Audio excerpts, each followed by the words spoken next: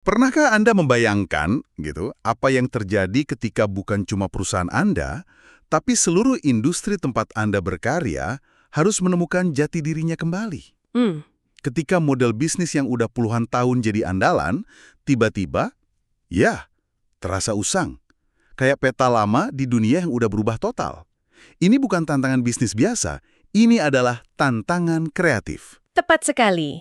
Dan pembahasan kita kali ini terinspirasi dari bab 5 buku Strategy as Leadership karya Roberto Fasolo dan Natalia Weiss. Oke, Mereka mendefinisikan tantangan kreatif ini sebagai momen ketika proposisi nilai sebuah industri itu diguncang sampai ke akarnya.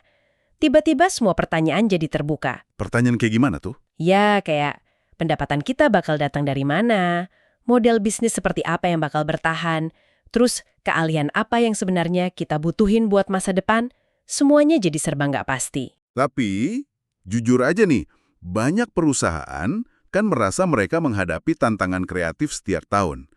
Apa yang bikin situasi yang dibahas di buku ini benar-benar beda dari sekedar, ia tahu kan, persaingan bisnis yang ketat? Pertanyaan bagus. Bedanya itu di skala dan fundamentalnya. Ini bukan soal kehilangan pangsa pasar 5%, Oke, ini soal kehilangan fondasi bisnis Anda. Buku ini ngasih contoh klasik yang, gamblang banget. Industri surat kabar. iya, Coba bayangin Anda itu bos surat kabar di era pra-internet. Pemasukan Anda datang dari 3 pilar kokoh, penjualan koran fisik, iklan display dari merek besar, dan iklan baris. 3 pilar yang udah teruji ratusan tahun. Stabil banget. Sangat stabil, lalu datanglah digitalisasi. Pilar pertama, penjualan fisik, mulai runtuh. Pilar ketiga, iklan baris, pindah ke platform online yang gratis. Hilang gitu aja. Tepat. Tiba-tiba, 2/3 dari modal pendapatan Anda lenyap. Yang sisa cuma iklan display, yang di dunia digital nilainya jauh lebih rendah. Nah, itulah tantangan kreatif. Anda nggak sedang memperbaiki kapal yang bocor, Anda harus bangun kapal yang sama sekali baru. Sementara Anda udah di tengah lautan badai. Persis. Oke. Gambaran itu bikin situasinya jauh lebih genting. Nah, di sini nih bagian yang menurut saya sangat menarik, bahkan aneh. Buku ini menyoroti sebuah paradoks. Meskipun ancamannya sebesar itu, ancaman eksistensial, tingkat ketegangan internal di dalam organisasi justru seringkali rendah pada awalnya. Itu kan kebalikannya dari intuisi. Kenapa bisa gitu? Ini salah satu wawasan psikologis yang paling tajam dari buku ini. Fenomena ini mereka sebut penghindaran kerja atau work avoidance. Penghindaran kerja. Iya, karena salahnya begitu besar, begitu menakutkan, dan gak ada seorang pun yang punya jawabannya, sistem organisasi, secara kolektif sadar atau enggak, mencoba mengembalikan keseimbangan dengan cara yang salah, Dengan cara? mengabaikan masalahnya. Betul, bentuknya bisa macam-macam. Misalnya, sibuk rapat soal efisiensi operasional dari model bisnis yang udah sekarat. Atau ya bentuk komite inovasi tapi nggak dikasih anggaran. Oh, sering itu. Sering kan? Intinya, melakukan banyak pekerjaan yang terasa sibuk, tapi sebenarnya menghindari pekerjaan yang paling penting. Mengakuin kalau kita nggak tahu harus berbuat apa. Oke. Untuk menggambarkan level ketidakpastian ini, buku ini pinjam analogi kasino dari ekonom Brian Arthur. Analogi kasino, gimana tuh? Bayangin Anda seorang CEO di awal era internet. Anda diundang ke sebuah kasino mewah. Di sana ada satu meja judi eksklusif, namanya multimedia. Multimedia, oke. Untuk bisa duduk dan ikut main, Anda harus naruh taruhan 3 miliar dolar. Wow, 3 miliar dolar. Itu taruhan yang gede banget. Gede banget. Terus Anda tanya, oke, siapa aja pemain lain di meja ini? Jawabannya, kami nggak tahu. Bisa jadi perusahaan telekomunikasi, bisa jadi startup dari garasi. Wah, Anda tanya lagi, aturan mainnya gimana? Jawabannya, belum ada yang tahu. Aturannya bakal terbentuk seiring permainan jalan. Pertanyaan terakhir Anda, oke, berapa peluang saya buat menang?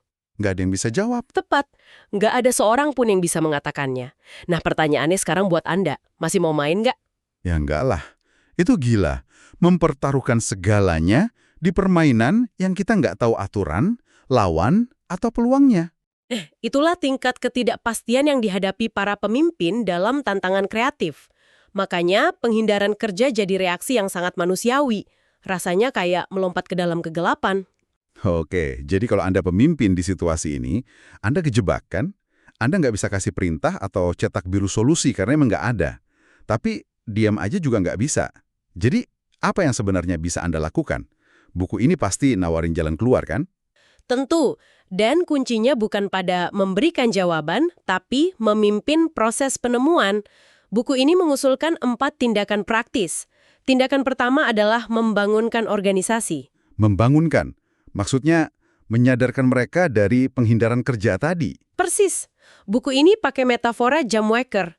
Tugas pemimpin itu membunyikan alarm sekeras mungkin buat mengguncang semua orang dari rasa nyaman atau penyangkalan. Tujuannya adalah menciptakan urgensi yang nyata. Saya suka metafora itu. Tapi, gimana cara membunyikan jam waker itu di dunia nyata? Apa kita kirim email panik ke seluruh perusahaan? Haha, ya bukan gitu juga. Caranya lebih strategis. Misalnya, undang pakar dari luar industri Anda buat paparan tren-tren gila yang bisa hancurin bisnis Anda. Atau undang ilmuwan atau seniman ke rapat manajemen. Oh, menarik. Seseorang yang bisa mendorong batas imajinasi tentang apa yang mungkin terjadi. Dan ada satu lagi yang saya catat. Mengundang karyawan junior ke ruang rapat eksekutif. Tapi apa itu nggak cuma jadi teater aja? Apa mereka berani ngomong jujur? Risikonya selalu ada, tentu. Tapi tujuannya di sini bukan buat langsung dapat ide brilian dari mereka. Tujuannya itu jadi katalis. Pemicu ya? Betul. Kehadiran mereka, pertanyaan-pertanyaan naif mereka, itu bisa mematahkan asumsi-asumsi lama para eksekutif. Itu gangguan yang disengaja. Intinya, bukan nemuin jawaban, tapi mastiin semua orang di ruangan itu ngajuin pertanyaan yang benar. Oke, saya bisa bayangin setelah alarm itu bunyi, suasana di kantor pasti jadi campur aduk antara panik dan energi baru. Tapi energi aja nggak cukup kan? Bisa jadi kacau. Jadi gimana buku ini nyaranin kita menyalurkan momentum awal itu? Anda nangkap esensinya. Energi yang nggak terarah cuma jadi kecemasan. Makanya langkah kedua adalah merancang langkah awal penemuan. Langkah awal, bukan rencana induk. Tepat. Ini semua tentang meluncurkan portofolio eksperimen-eksperimen kecil, bukan satu pertaruhan besar. Buku ini menyoroti 3 dimensi penting. Oke, kita bedah satu-satu. Apa yang pertama? Orang keuangan, perspektif beragam itu bahan bakarnya. Masuk akal. Lalu yang kedua, nah ini yang sering jadi masalah. Evaluasi. Gimana Anda ngukur suksesnya sebuah eksperimen yang tujuannya belajar, bukan langsung hasilin uang? Ini poin krusial. Dimensi kedua adalah mekanisme evaluasi yang beda. Anda nggak bisa pakai metrik tradisional kayak ROI jangka pendek. Itu bakal membunuh inovasi. Pasti. Sebaliknya, fokusnya harus pada keseimbangan antara 3 hal, kreativitas, efektivitas, apakah ini mecahin masalah nyata, dan efisiensi. Evaluasinya harus lebih kayak investor ventura yang cari potensi pembelajaran. Oke, tim lintas fungsi, metrik baru, saya paham. Tapi bukannya tim inovasi kayak gini seringkali dimakan hidup-hidup sama politik kantor?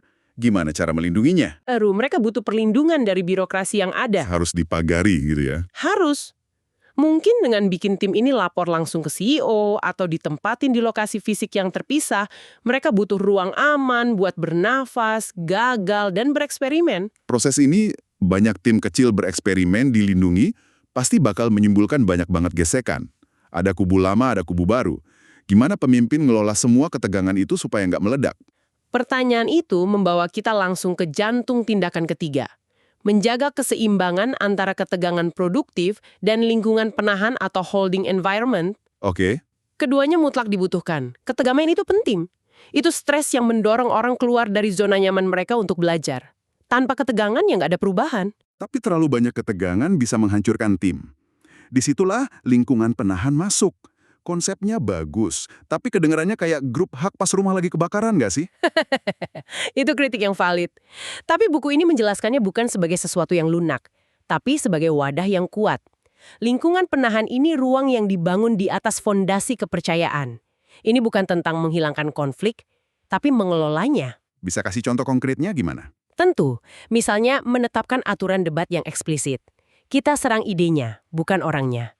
Atau rutin ngadain sesi postmortem tanpa menyalahkan setelah eksperimen gagal. Fokusnya 100% pada apa yang kita pelajari, bukan siapa yang salah. Pemimpin harus aktif jadi mediator. Tanpa itu semua, lingkungan penahan cuma jargon kosong. Fungsinya itu menampung energi konflik dan mengubahnya jadi bahan bakar untuk belajar bareng. Oke, itu jauh lebih jelas. Ini pekerjaan aktif. Tapi dengan semua eksperimen yang jalan ke berbagai arah, gimana organisasi mastiin mereka nggak tercerai-berai dan kehilangan arah sepenuhnya? Itu risiko yang nyata. Dan itu membawa kita ke tindakan keempat dan terakhir yang mungkin paling fundamental. Menekankan kembali tujuan organisasi atau purpose. Kompasnya, ya? Tepat. Saat jalan di depan gelap dan nggak ada peta, satu-satunya yang bisa diandalkan ya kompas. Nah, purpose inilah kompasnya. Tapi, lagi-lagi, gimana bedain tujuan ini dari sekedar slogan generik di dinding lobi, kayak mencari yang terbaik? Perbedaannya ada pada bagaimana tujuan itu dipakai sehari-hari. Tujuan yang kuat itu bukan slogan, tapi filter. Saat ada dua ide berbeda, pertanyaannya bukan lagi mana yang paling cepat hasilin uang, tapi ide mana yang lebih mendekatkan kita pada alasan keberadaan kita. Oke, Purpose ini memberikan koherensi di tengah kekacauan. mari kita coba bumikan semua ini dengan contoh nyata. Sumber kita kan kembali membahas surat kabar The Guardian. Mereka jelas udah melalui tantangan kreatif yang luar biasa. Pertanyaannya, menurut buku ini, apa mereka masih ada di dalam tantangan itu? Ini wawasan yang penting banget. Penulis buku ini berpendapat kalau The Guardian itu udah berhasil melewati fase tantangan kreatif awal mereka. Oh, jadi udah lewat fasenya? Sudah. Mereka nggak lagi di fase penemuan murni tentang gimana cara bertahan di dunia digital. Mereka udah nemuin jawaban versi mereka. Dan jawaban itu adalah? Model digital first yang didukung kombinasi iklan digital dan yang paling unik, kontribusi sukarela dari pembaca di seluruh dunia. Mereka berhasil bangun proposisi nilai baru di era digital. Jadi kalau bukan lagi tantangan kreatif, apa yang mereka hadapi sekarang? Berarti mereka udah aman dong? Nggak juga. Ini menunjukkan tantangannya berevolusi. Sekarang, The Guardian lagi ekspansi global ke Australia, Amerika Serikat. Oke. Buku ini mengklasifikasikan ini bukan lagi sebagai tantangan kreatif, melainkan strategi pertumbuhan tradisional. Mereka udah nemuin resepnya, sekarang mereka coba replikasi di dapur-dapur baru. Jadi jenis tantangannya yang berubah. Mereka mecahin satu teka-teki eksistensial, sekarang mereka hadapi teka-teki yang lebih bisa diprediksi. Soal skala, efisiensi. Tepat sekali.